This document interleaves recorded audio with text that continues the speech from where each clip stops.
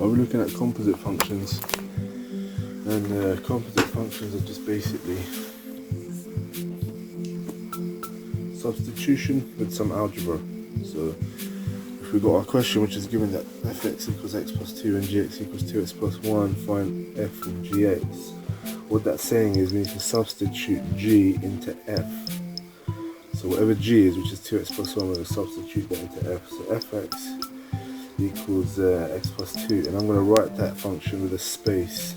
The space is what we're going to substitute into.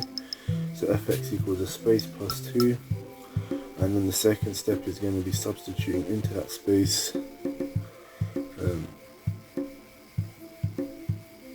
so substituting g, function g, into f. That's what we're doing. G goes into f. That's what the notation says. So f of x, or f equals space plus 2, and f gx is the function g going into function f. So 2x plus 1 goes into that space. And then the last step is just to simplify by collecting like terms for this question. So the simplifying for this question is just going to be collecting like terms. So the answer is going to be 2x plus 3